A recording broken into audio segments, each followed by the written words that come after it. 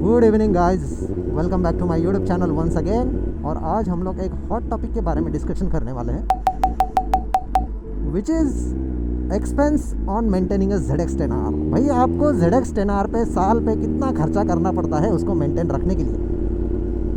क्योंकि मेरे जितने भी सब्सक्राइबर लोग हैं, आधे से ज़्यादा तो यंग लोग हैं, 16 साल के ऊपर, 16 से नीचे भी हो सकते हैं, बट जिनको लगता है कि वो 1-2 साल में सुपर बाइक ले सकते हैं विदाउट डूइंग एनीथिंग, उनके लिए ये है कि भाई बाइक खरीदना इज़ फर्स्ट स्टेप, उसके बाद असली खर्चा चालू होता है। मतलब अगर आपने 20 लाख देके ZX10R खरीद ली, रियल खर्चा स्टार्ट्स आफ्टर स्पेंडिंग दोस 20 lakhs। ओके, 20 लाख देने के बाद सब कुछ नहीं मिलता है आपको, खाली बाइक मिलती है। उसके बाद आपको वो बाइक को मेंटेन करने के लिए बहुत खर्चा करना पड़ता है। तो आज हम लोग उसी खर्चे के बारे में बात करने वाले हैं, being very practical and from my personal experience. क्योंकि ये बाइक को अभी 3 साल से ऊपर होने आए हैं, मैं 3 साल से बाइक चला रहा हूँ। भाई मैंने इस पर कितना खर्चा किया है, सर्विसिंग कॉस्ट इसकी कितनी होती है, इसके मेंटेनेंस में क्या क्या चीज़ें लगती है। आपको भी प्रिपेयर्ड रहना ना इन सारी चीज़ों के लिए कि हमें भी बाइक खरीदनी है, भाई ZX10R ही खरीदनी है। And I am specifically talking about the maintenance of ZX10R, not any other super bike. Okay, S1000RR का अलग हो सकता है, अगेन दूसरी जो सुपर बाइक्स आती है लीटर क्लास R1, उसके बाद फायर ब्लेड, सबका अलग अलग हो सकता है। But I am specifically talking about the ZX10R because again ZX10R मतलब इंडिया में हॉट सेलिंग है भाई। तो बहुत लोगों को ZX10R लेनी है। तो ZX10R लेने से पहले उसको साल में आपको कितना पैसा साइड में रखना पड़ेगा मेंटेन करने के लिए, वो पहले समझ लेते हैं। सो अगर हम लोग मेंटेनेंस की बात कर रहे हैं, the first thing when it comes to maintaining a super bike is your fuel expense. जिस दिन आपने बाइक खरीद ली, उसके अगले मोमेंट से ही फ्यूल एक्सपेंस चालू हो जाता है, और वो इतना रहता है आप सोच भी नहीं सकते। मतलब मैं अपना फ्यूल एक्सपेंस बता देता हूँ। तो अभी तक मैंने ये बाइक 3 साल में कितनी चला लिया भाई, 21,000 किलोमीटर्स। ठीक है, 21,000 किलोमीटर। मैं ये 1,000-2,000 किलोमीटर के लिए बाइक नहीं ली मैंने चलाने के लिए। कितनी चलाई है मैंने? 21,000 किलोमीटर।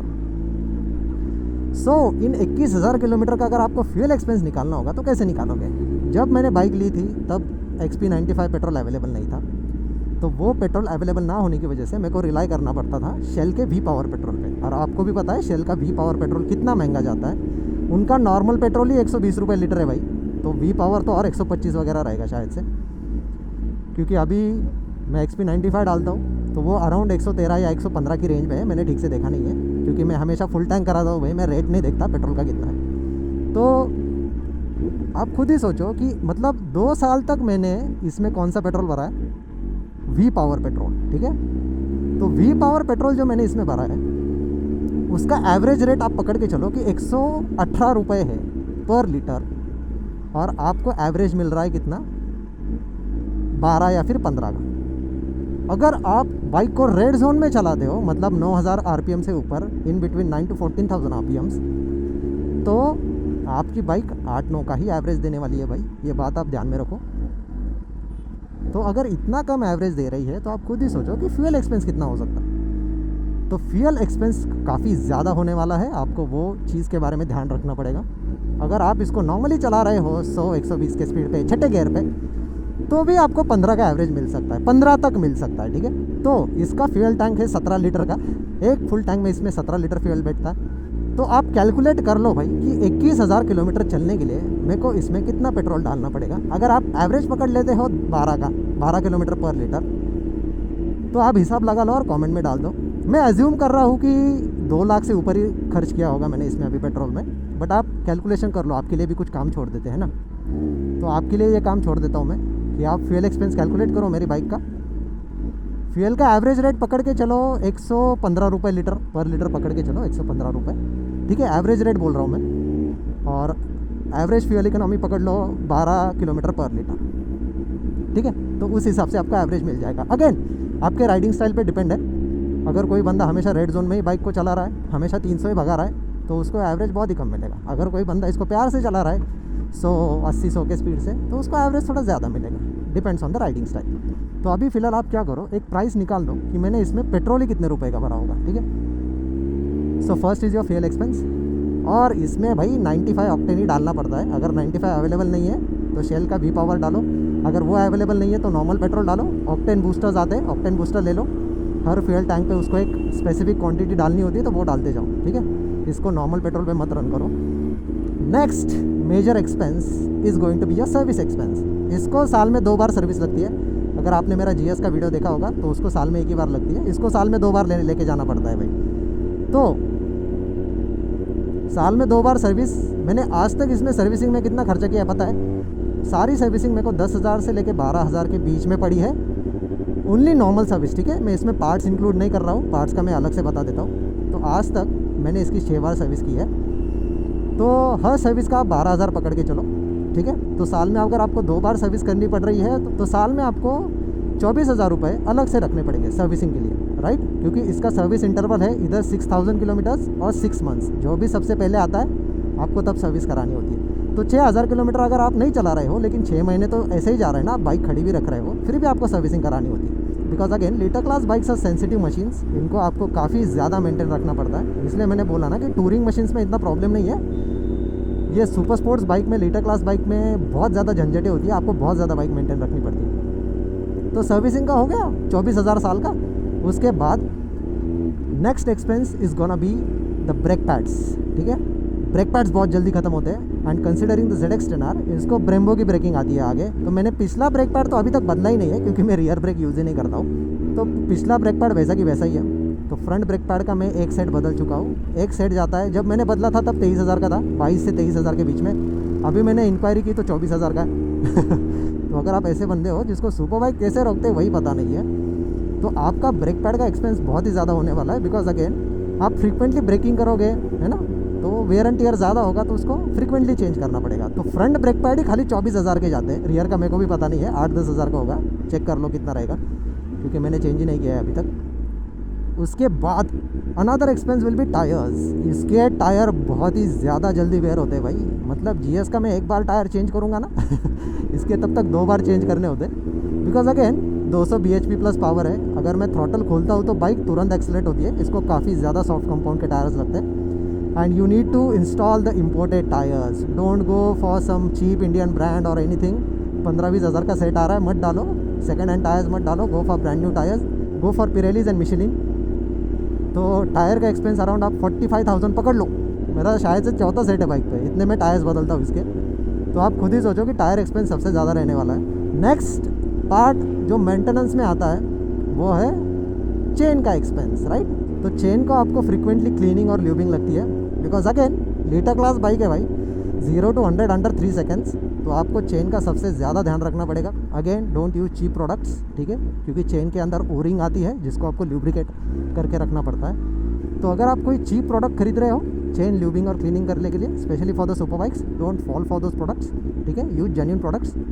और जेन्युइन प्रोडक्ट्स क्या होते हैं, मैं इसमें कावासाकी के यूज़ करता हूँ भाई। आई थिंक कुछ 600-700 रुपये का चेन क्लीनर आता है, और आई थिंक अगेन 600-700 रुपये का चेन ल्यूब भी आता है। तो आपको फ्रीक्वेंटली लेना पड़ेगा, बिकॉज अगेन 500-1000 किलोमीटर करने के लिए कुछ नहीं लगता भाई। मैं एक राइड करता हूँ तो 100-120 किलोमीटर ऐसे ही हो जाते हैं। 4-5 राइड में आपको चेन ल्यूबिंग करनी पड़ेगी, उसके बाद उसके और 4-5 राइड बाद क्लीनिंग और ल्यूबिंग दोनों करनी पड़ेगी। उसके बाद चेन सेटिंग भी होती है। जैसे जैसे आप चलोगे आपका चेन का प्ले बढ़ता जाएगा, तो वो चेन का प्ले आपको मिनिमम रखना होता है जितना भी रिकमेंडेड है। तो चेन कवर के ऊपर लिखा रहता है आपको उसका प्ले कितने mm के बीच में रखना है। तो आपको चेन सेटिंग भी करनी पड़ेगी। तो अगर आपको आती नहीं है करना, तो आप लोकल किसी वर्कशॉप में जाके वो चेन सेटिंग करा सकते हो, लेकिन उनको भी पता होना चाहिए भाई कि सेटिंग अच्छे से कैसे करते हैं, ठीक है। तो थोड़े से एक्सपीरियंस वाले वर्कशॉप के पास लेके जाओ, तो उसका भी खर्चा रहेगा आपको, जो भी वो लेगा। उसके बाद और क्या आता है भाई, इंश्योरेंस। अगेन ये 20 लाख की बाइक है, इंश्योरेंस महंगे ही होने वाले हैं।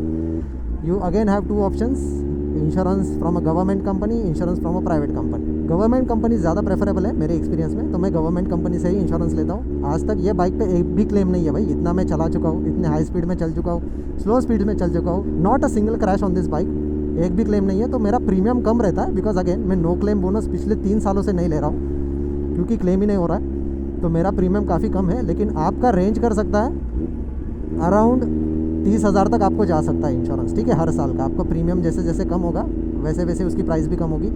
बट अगेन अगर आप क्लेम कर रहे हो तो आपका प्रीमियम बढ़ता ही रहेगा।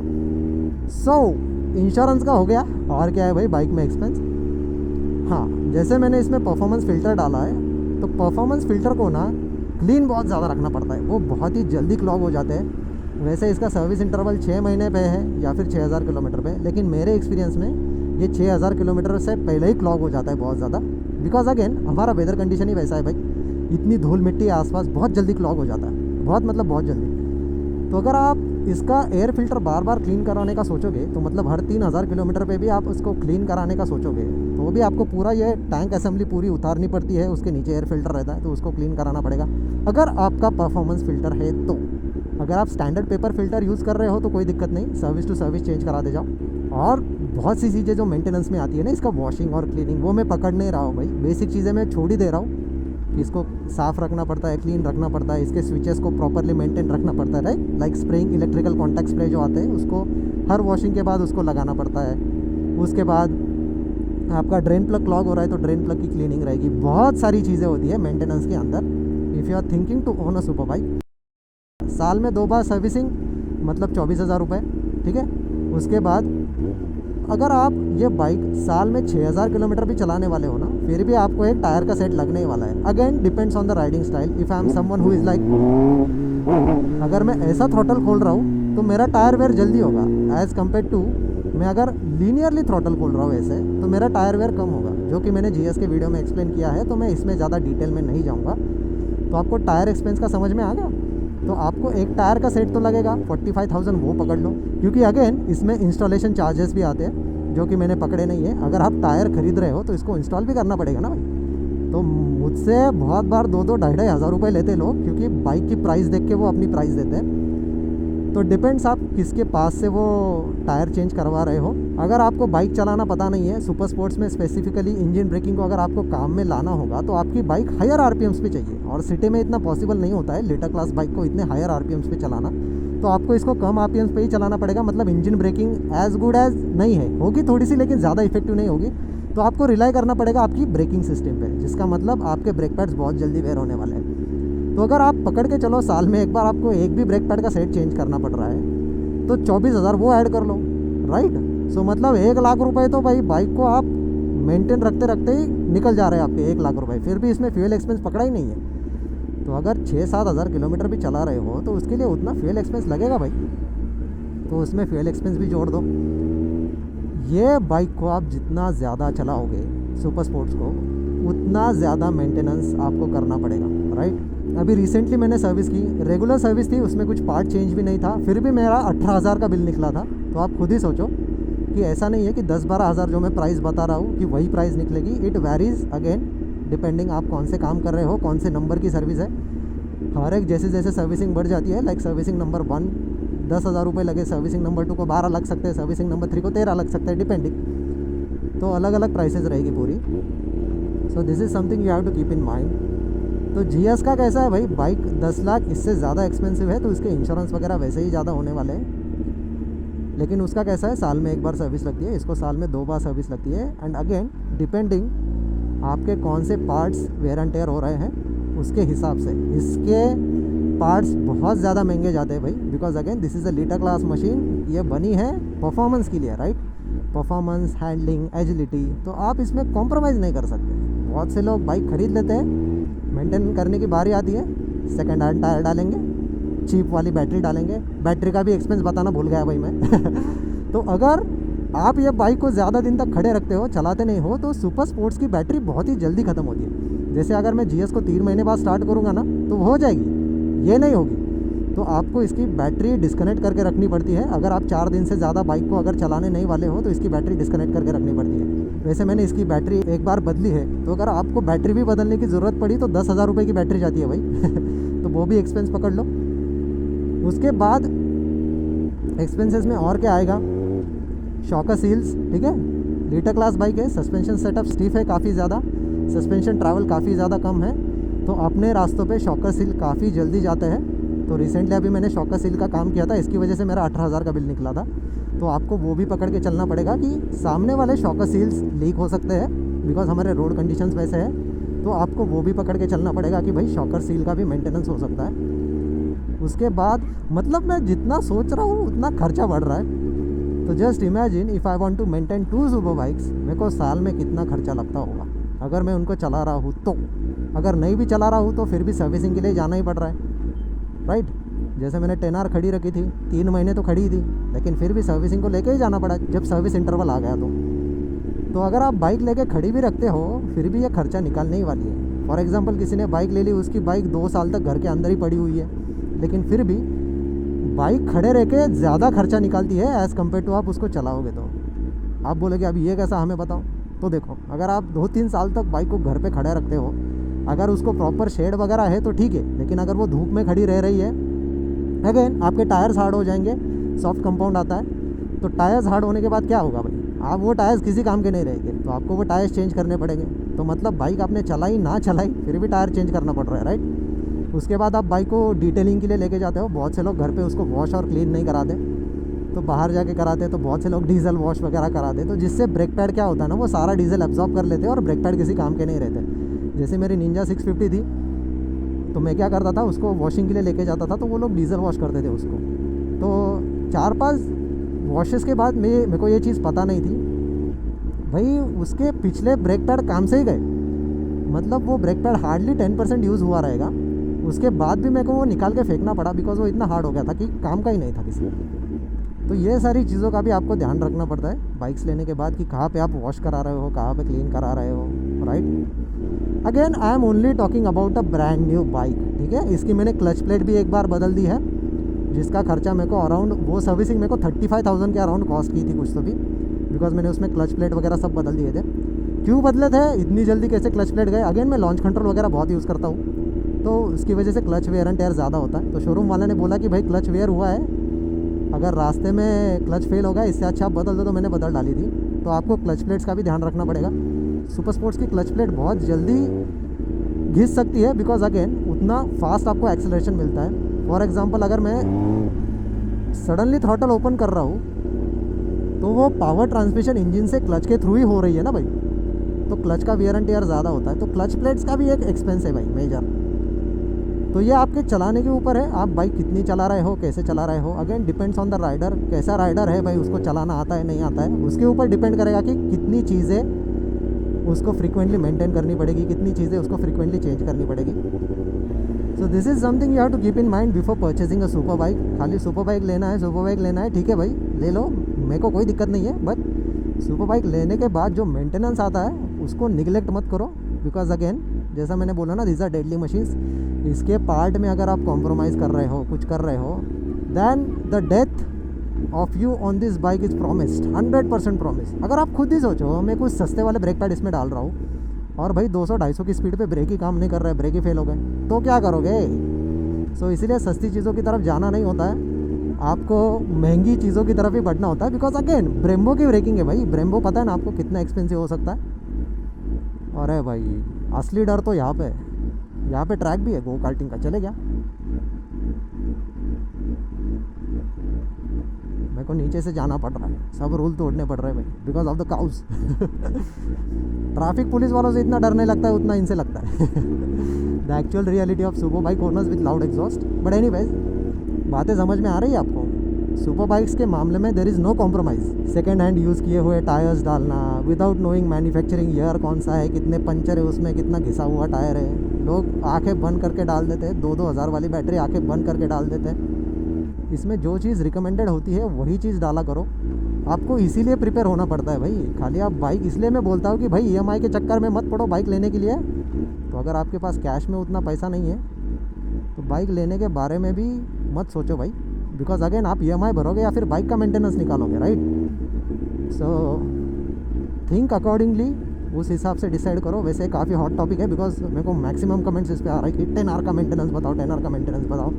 तो ये रेगुलर मेंटेनेंस है and this only includes maintenance, ठीक है। मॉडिफिकेशंस, एक्सेसरीज़ की बात ही नहीं कर रहा हूँ। अगर हम लोग बाइक लेते तो खाली उसको मेंटेन थोड़ी करते, हम लोग उसमें एक्सेसरीज़ लगाते ना भाई, ये लगाओ वो लगाओ, तो उसका खर्चा कौन निकालेगा? तो वो भी खर्चा रहता है। इसलिए सुपर बाइक्स ओन करना ईजी है, लेकिन उसको मेंटेन करना सबसे ज़्यादा डिफ़िकल्ट है। अभी यहाँ पे सामने खतरा आ रहा है तो मैं बाइक बंद कर देता हूँ। I don't want to take any risk. खौफ है भाई, डर।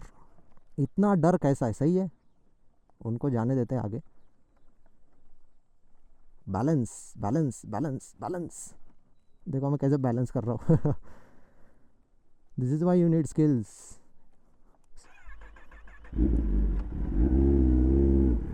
वैसे यहाँ पे काफ़ी भीड़ रहती है, मैं खाली आपको व्यू दिखाने के लिए लाया था, because again this road is not for 10R, but कैसा है ना, व्यू दिखाने के लिए क्या क्या करना पड़ता है। कितना पानी बढ़ गया भाई, लास्ट टाइम मैं आया था पानी बहुत कम था, लेकिन अभी देखो यहाँ तक पानी आ गया भाई। वाह वाह वाह वाह, क्या बात है। समर सीज़न में वो नीचे तक गाड़ी जाती है। आगे शायद से गाड़ी घुमाने के लिए जगह है, नहीं है पता नहीं। अभी इस पर एलिफेंट टर्न नहीं ले सकते, ठीक है। इस पर एलिफेंट टर्न लेना मतलब भाई मौत का खेल है। बिकॉज अगेन इसको गार्ड्स वगैरह कुछ है नहीं, तो बाइक गिर जाएगी तो क्या करेंगे। अपने को क्लेम नहीं करना है इंश्योरेंस, बट यहाँ से एंजॉय कर लो। लोग यहाँ पे पत्ते वगैरह खेलने के लिए आते हैं, gambling. So let's get away from here. View देख लिया, बहुत हो गया। जो मेन पर्पस था वीडियो का वो तो सॉल्व हो गया। आपको एक्सपेंसेस के बारे में बताना था, वो बता दिया। और एक और बात, अगर आप इसकी सर्विसिंग कराने का सोचते हो तो get it done from N authorised dealership, क्योंकि भाई आपने शोरूम से ब्रांड न्यू गाड़ी परचेज़ की है तो वारंटी वगैरह वॉइड ना होने के लिए। क्या हुआ? आप इन्फ्लुएंसर हो? हाँ राइट। मैंने आपको पिछली बार भी देखा था, मैंने आपके बाइक पे फोटो भी क्लिक की थी। अरे वाह, क्या बात है। एक मिनट ना, मैं साइड में लेता हूँ। भाई देखो किधर भी सब्सक्राइबर मिल जाते हैं। मैंने अभी आपको देखा, हाँ हाँ। बोलो इनसे जाके मिलता हूँ एक बार। अरे वाह, तो आप मिलने के लिए यहाँ पे आ गए? यस। ये आपकी बाइक है ना? हाँ राइट, मेरी बाइक है। मैंने ही खींचा था ना ये photo. Right right. Dream bike है वो, ये सोचा बिग बार थी। अरे वाह, चलो फिर मिलते हैं। मिलके अच्छा लगा। Okay bye bye. हाँ करूँ ना, वापस बैठना है बाइक पे। ओके चेक कर लो। You welcome. चलो मैं निकलूँ? Yes bye bye. यंग लोगों में कितना क्रेज़ रहता है ZX 10R के लिए। वो भी बोला मेरी ड्रीम बाइक है। I can understand, I know how we feels, क्योंकि एक ज़माने में हम भी ऐसा ही फील करते थे। हेलो, बट वो बाइक देखने के लिए इतने दूर आ गए, इसलिए मैंने बोला कि भाई चलो ठीक है निकाल लो फ़ोटो। लास्ट टाइम भी मैंने ही फ़ोटो खींची थी। और the danger is right here.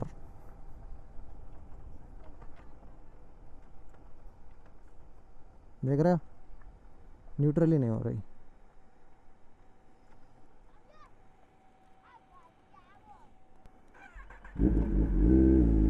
कहीं भाग के ना आ जाए, इसलिए मेरे को बंद करनी पड़ती है।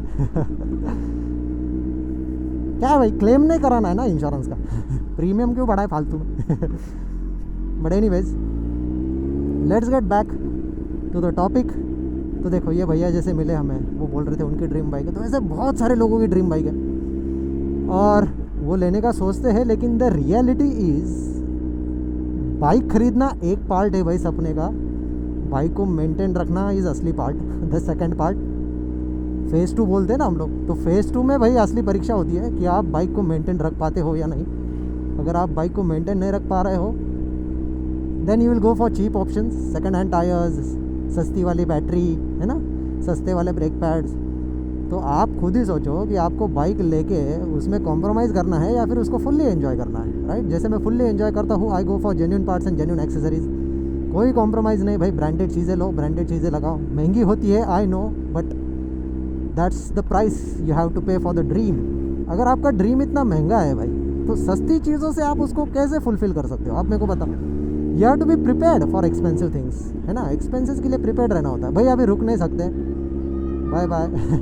क्योंकि क्या है, अपने को टाइम रेस्ट्रिक्शंस होते हैं। अगर आप भी आपकी ड्रीम बाइक लेने के बारे में सोच रहे हो तो ज़रा ध्यान से सोचो भाई, कैलकुलेट करो कि मतलब अगर आपको 10R भी चलानी है तो आप 2 लाख रुपए साइड में निकाल के रखो साल के, ठीक है।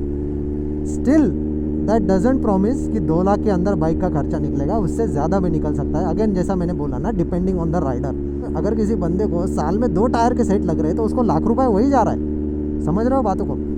तो आपका राइडिंग स्टाइल, आपका ब्रेकिंग स्टाइल, ठीक है, आप बाइक कैसे चलाते हो, उसके ऊपर ज़्यादा मेजर एक्सपेंस रहता है बाइक का। बाकी रेगुलर सर्विसिंग वगैरह तो ये कॉमन ही रहेगा, बट मेजर एक्सपेंस जो टायर और ब्रेक पैड्स का है, क्लच प्लेट्स का है, वो आपको ध्यान में रखना पड़ेगा। Because again there is no compromise in owning litre class bikes. अगर आप इसमें कॉम्प्रोमाइज़ करोगे तो आप खुद के सेफ्टी के साथ कॉम्प्रोमाइज़ कर रहे हो भाई, and which can be very dangerous अगर चीज़ें गड़बड़ हो जाती है तो आपको वो बारे में भी ध्यान रखना पड़ेगा कि no compromise, this is a dream and you have to live it. बहुत से लोग पूछते हैं कि भाई हम कौन सी गाड़ी लें, हमारे लिए कौन सी गाड़ी बेस्ट है। तो मैं एक आपको एग्जांपल से समझा देता हूँ। आपका बजट 10 लाख का है, ठीक है, in cash. I am talking about cash, I am not talking about loan and EMI, because again this are depreciating assets. तो अगर आप डेप्रिशिएटिंग एसेट में पैसा डाल रहे हो तो उसके ऊपर आप इंटरेस्ट क्यों भर रहे हो, है ना, right. So get those things in cash. Income tax का कोई प्रॉब्लम नहीं आता है, as long as you have the proof of that income, तब तक कोई आपको प्रॉब्लम नहीं आएगा। अगर आपके पास इनकम का प्रूफ नहीं है और ऐसी चीज़ें खरीद के आते हो, then there is a problem. So again I am talking about cash in hand. आपके पास 10 लाख रुपए कैश इन हैंड है। बाइक कौन सी लो? 5 लाख में जो बाइक आ रही है वो बाइक ले लो। ऊपर वाले 5 लाख जो है 1-1.5 लाख रुपए अच्छे क्वालिटी के राइडिंग गियर्स में इन्वेस्ट करो। उसके बाद बाकी का जो पैसा बच रहा है वो बाइक के मॉडिफिकेशन, एक्सेसरीज़, उसके मेंटेनेंस में लगा दो, ठीक है। Use good quality of tyres, genuine parts. तो वो बाकी के पैसे अगर आप उसमें लगाओगे तो आप कम से कम वो बाइक को अगले 4 सालों तक हेडेक फ्री चला पाओगे, राइट। हेडेक फ्री मतलब क्या होता है? जैसे फॉर एग्जांपल अगर मैं अफोर्ड नहीं कर पा रहा हूँ 10R और मैंने 10R ली है, तो मेरे को मालूम है इस होल्ड स्टार्ट करने के लिए भी पैसा लग रहा है भाई, उतना फ्यूल लग रहा है ना इसको। तो अगर वो ही पैसे नहीं है मेरे पास तो मतलब ये मैंने बाइक लिया ही क्यों in the first place, right. So that's a bad decision. So आपका बजट कैसा होना चाहिए?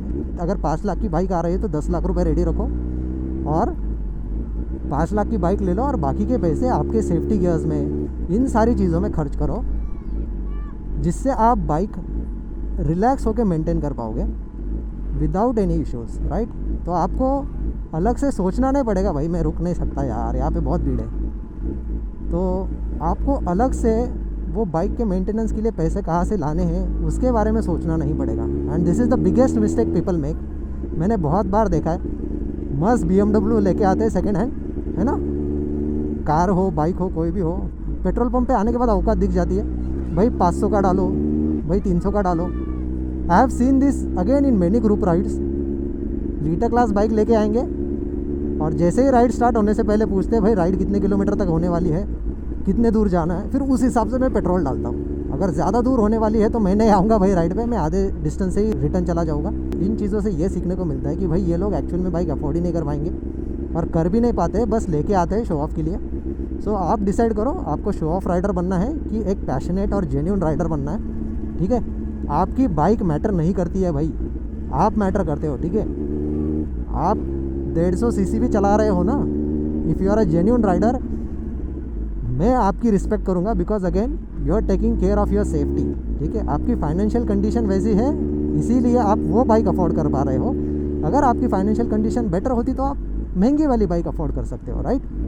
तो जो बंदा अपनी खुद की सेफ्टी के बारे में ज़्यादा सोच रहा है, बाइक के पार्ट्स में कॉम्प्रोमाइज़ नहीं कर रहा है, so I have respect for him because again bike is just a materialistic thing man. आपकी जितनी हैसियत होगी उसी हिसाब से आप बाइक लोगे। फॉर एग्जांपल मेरे को उस बात से शर्म क्यों आनी चाहिए भाई? अगर मैं 5 साल पहले पैशन प्रो चलाता था तो मेरे को उस बात से शर्म नहीं आती है भाई, प्राउड फील होता है because I came from that phase two this present phase, right. तो आपको खुद पे प्राउड फील होना चाहिए कि नहीं भाई मैं जो भी बाइक चला रहा हूँ वो अपने हिसाब से चला रहा हूँ, अपनी हैसियत के हिसाब से चला रहा हूँ और मैं उसको मेंटेन रख पा रहा हूँ, जो कि सबसे बड़ी बात है। ये सोशल मीडिया ट्रेंड पे मत जाओ भाई, ये ब्लॉगर वो कर रहा है, वो ब्लॉगर वो कर रहा है, मैं भी 10R चला रहा हूँ, right, I can afford it, that's why I am riding it. But social media के ट्रेंड पे मत जाओ, ये बाइक ले लो, वो बाइक ले लो, ये अच्छी है, वो बेकार है, राइट। हम लोग ऐसे ही वीडियोस देखते हैं। वो बाइक लो जो आपको पसंद है जेन्युइनली, क्योंकि उसको आप चलाने वाले हो। आपका फेवरेट मोटो ब्लॉगर वो बाइक को नहीं चलाने वाला है, ठीक है। या फिर जो आपको एडवाइस दे रहा है ये बाइक लो, वो बंदा वो बाइक नहीं चलाने वाला है, आप चलाने वाले हो। So if you are going to spend time with something, anything, whether it's a bike और कार, जो आपको पसंद है वो ले लो बिकॉज खुशी उसमें से मिलेगी, क्योंकि उसको आपको मेंटेन करना है भाई। आपके फेवरेट मोटो ब्लॉगर या जिसने एडवाइस दी है उसको थोड़ी वो बाइक और कार मेंटेन करनी है, वो तो आपको ही करनी है। तो सारी चीज़ों के बारे में पहले से ही रिसर्च करके रखो कि इसका मेंटेनेंस कितना हो सकता है, इसके पार्ट्स कितने एक्सपेंसिव है। एक बेसिक कॉमन सेंस है, जितनी महंगी बाइक उतना महंगा मेंटेनेंस। जैसे फॉर एग्जांपल 20 लाख की बाइक आ रही है ना, तो साल में इसको 2 लाख रुपए साइड को निकाल के रखो। 30 लाख की बाइक आ रही है, साल में इसके 3 लाख रुपए साइड को निकाल के रखो। मतलब वो बाइक का 10% अमाउंट आप हर साल बाजू में निकाल के रखो, just to maintain that bike और car whatever it is, क्योंकि उतना खर्चा आपको लगने ही वाला है। And if you are someone who wants to compromise in that, तो उसमें हम आपकी कोई हेल्प नहीं कर सकते भाई, because at the end of the day आपको पैसा भरना है, आपको वो बाइक चलानी है। सो सोशल मीडिया ट्रेंड्स पे जो लोग रोज़ नई गाड़ी लेते हैं, हर महीने में नई गाड़ी लेते हैं, उनके ऊपर मत जाओ, अपना अपना देखो, अपनी अपनी life Jio. Social media is all scam and bullshit, ठीक है। इसमें सच्चाई बहुत कम दिखने को मिलती है, आपको ज़्यादा से ज़्यादा झूठ और फेक लाइफस्टाइल ही दिखेगी। So I hope you all enjoy this video.